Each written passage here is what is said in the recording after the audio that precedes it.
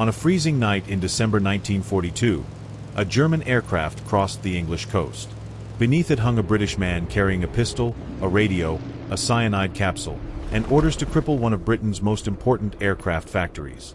The Germans knew him as Fritzchen. British intelligence would soon call him Zigzag. His real name was Eddie Chapman, and almost nothing in his past suggested that any government should trust him. Before the war, Chapman lived by charm, nerve, and crime. He dressed well, spent freely, and moved through Soho as if money had never been difficult to obtain.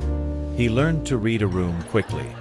He noticed who was watching, which door was unguarded, and how confidence could make a lie sound more convincing than the truth. Chapman belonged to a gang of professional safe-breakers. They were known as a jelly gang because they used gelignite to tear open safes after businesses had closed for the night. The work demanded more than violence. It required timing, knowledge of explosives, calm hands, and the discipline to disappear before the police arrived. Those same qualities would later attract military intelligence. But in the late 1930s they made Chapman a wanted man, moving between aliases, expensive rooms, and sudden escapes. By early 1939, the police were closing in. Chapman fled to Jersey in the Channel Islands, hoping the sea would place one more barrier between him and arrest.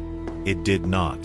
In February, after the burglary of a nightclub, Jersey police caught him. He received a prison sentence, then added another year by attempting to escape.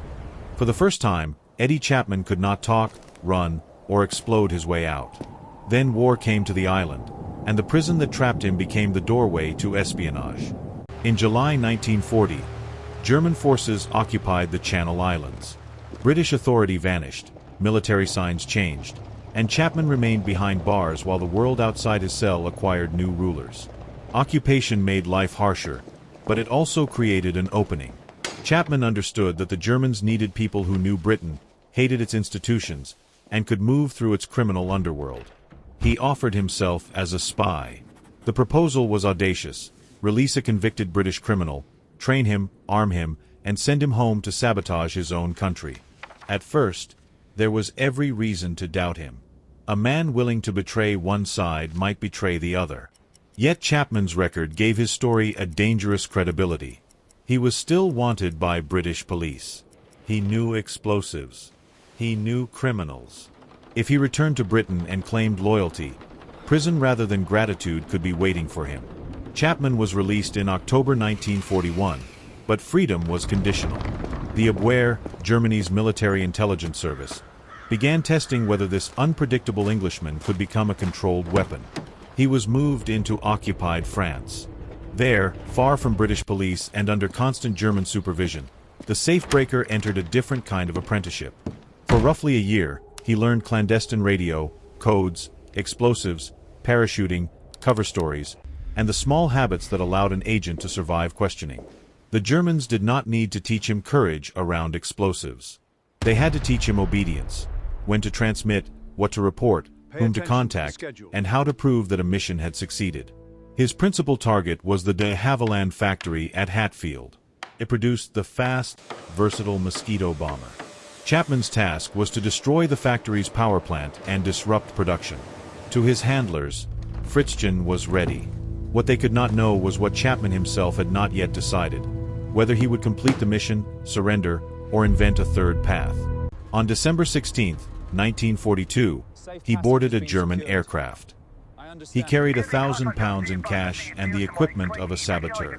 His greatest weapon, however, was uncertainty. The aircraft crossed the coast in darkness. Below lay blacked-out towns, winter fields, and a country Chapman had not seen since he became a prisoner. He jumped over Cambridgeshire. For the WWII, this was the beginning of a sabotage operation. For Britain, the arrival was not a surprise. German secret communications had been broken. British intelligence knew that an agent called Fritzchen was coming and knew approximately when he would be dropped. Chapman did not know that his mission was already compromised.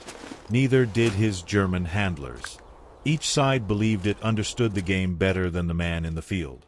Instead of disappearing into old criminal contacts, Chapman approached the authorities. He surrendered and began explaining who had sent him and what he had been ordered to destroy. He was taken to Camp 020, the secret wartime interrogation center at Latchmere House in West London. Here, captured agents were examined for lies, weaknesses, and possible use.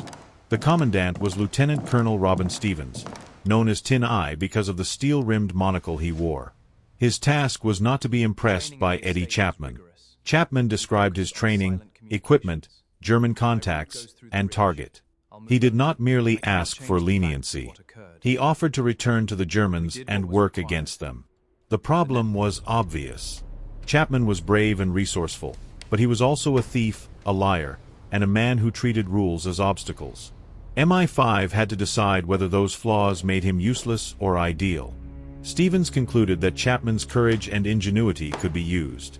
The criminal would not be forgiven or trusted without limits. He would be controlled, watched, and turned. Eddie Chapman became Agent Zigzag.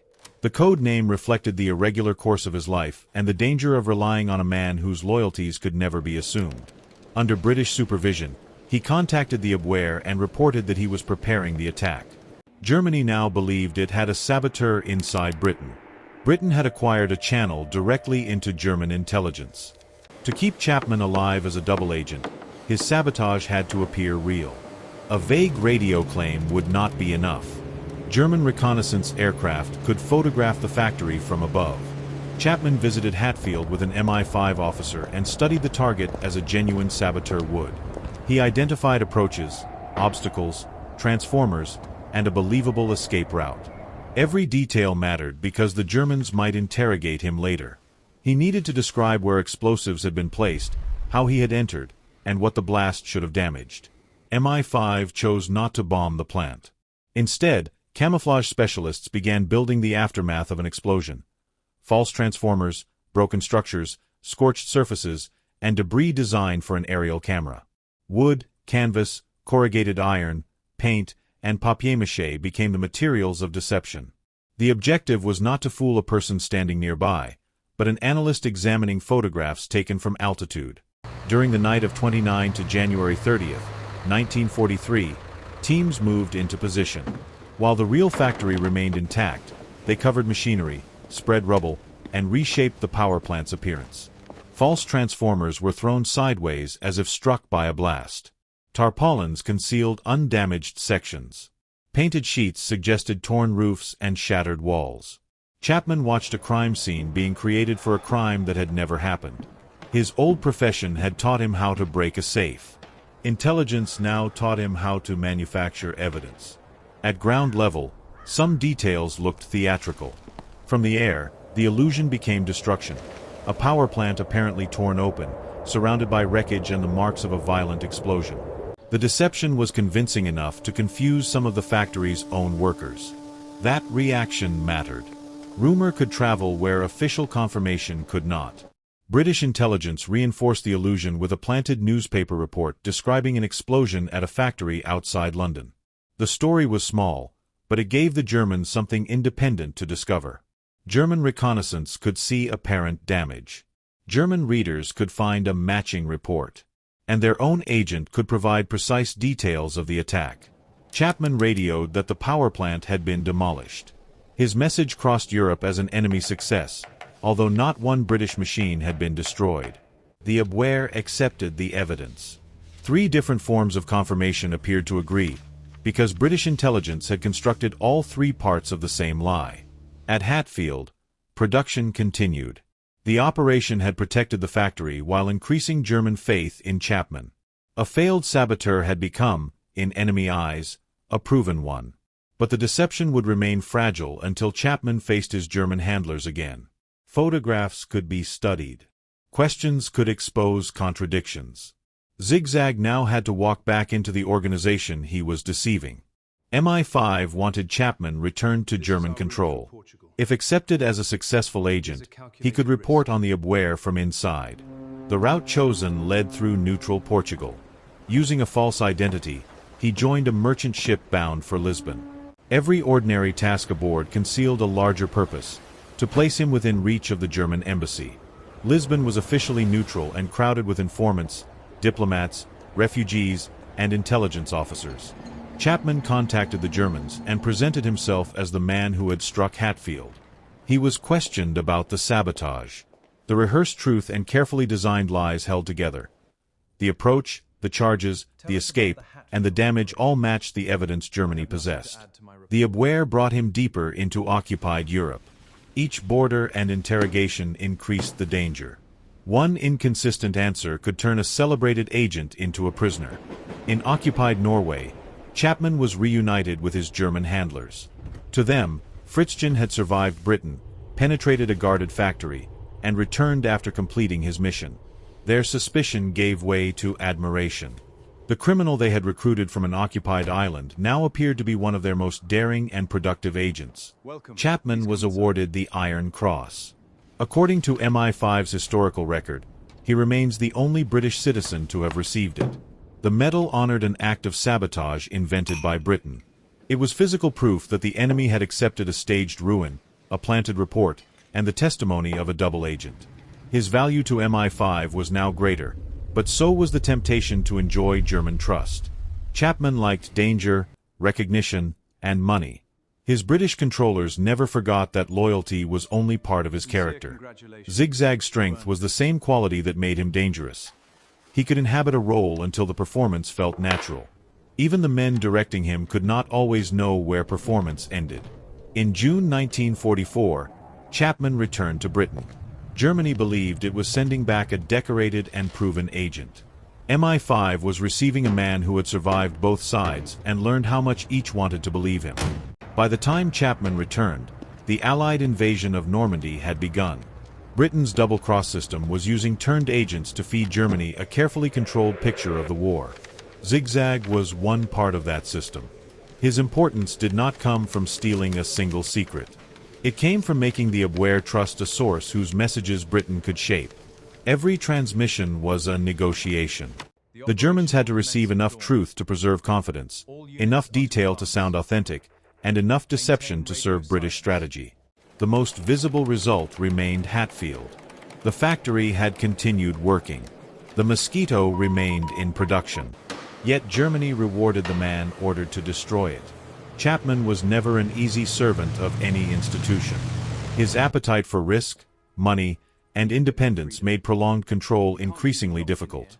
His active wartime role ended before the conflict itself was over. The intelligence services had used his gifts, but they could not transform him into a conventional officer or a predictable citizen. After the war, Chapman returned to a life that continued to attract controversy and police attention. Secret Service work had interrupted the criminal's path. It had not erased the criminal. He later published accounts of his adventures. The official files remained closed for decades, preserving the gap between the stories Chapman told and the record kept by MI5. Eddie Chapman died in 1997. Only after his death were the British files released, allowing the strange architecture of his wartime deception to be examined in detail. Was he a patriot who used a criminal past to fight Germany, or an adventurer who discovered that espionage offered the greatest game of his life? The evidence supports no simple answer. What can be said with certainty is this: Eddie Chapman entered Britain as a German saboteur, protected the factory he was ordered to destroy, and returned to Germany as a hero. The Iron Cross on his chest celebrated an explosion that never happened. That contradiction was Agent Zigzag's finest operation, and the most truthful symbol of the man himself.